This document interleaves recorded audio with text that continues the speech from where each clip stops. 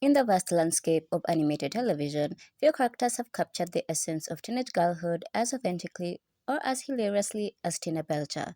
With her monotone voice, awkward shuffles, and unfiltered thoughts about bats and zombies, Tina is more than just a cartoon character. She's a cultural icon for anyone who's ever survived the cringe-filled, hormone-soaked nightmare of adolescence.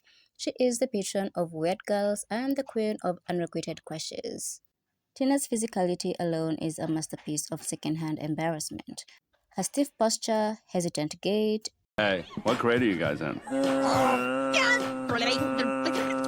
and tendency to mutter her inner monologue out loud are painfully familiar to anyone who's ever felt like their body was betraying them in social situations. There's one in the boys' locker room, too. I know. What? What? I just heard it.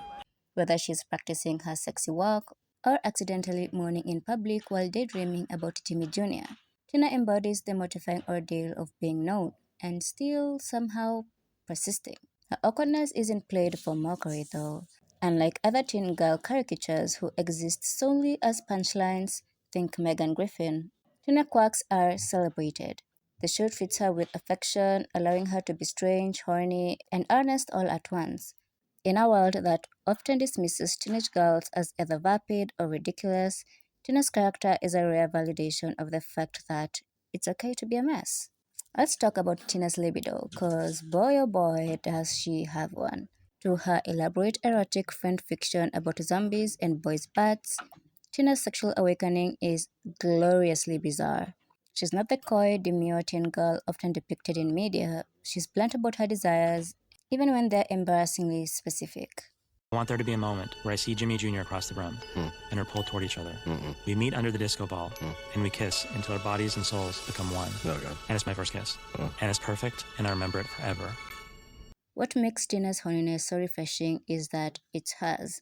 She's not objectified by the narrative. Instead, she's the one doing the objectifying, often to the discomfort of those around her. Guys, take off your shirts. And I took this jock strap. Okay, sweetie, let's throw that in the wash. No. Come on, give it to me. In a society that either shames teen girls for having sexual thoughts or reduces them to male fantasies, Tina's unapologetic horniness is quietly revolutionary. She's allowed to be a fully realized, sexually curious teenage girl, even if that curiosity manifests in writing self-insert fanfictions about her gym teacher. Tina's love life is a disaster, and that's why we adore her. Her relentless pursuit of Jimmy Jr., a boy who treats her with all the enthusiasm of a deflated whoopee cushion, is both heartbreaking and hilarious. We've all been there, pining over someone who doesn't deserve us, interpreting the slightest glance as a sign of undying love, This book is going to be my treasure map to Jimmy Jr.'s heart. and making terrible romantic choices. Yet, Tina never loses her self-respect entirely. You know what, Tina? Strong girls are hot. Put it on a t-shirt, Jimmy Jr. I don't want to hear it. Even in her most delusional moments, she has flashes of clarity where she realizes she deserves better. Her journey isn't about winning the guy.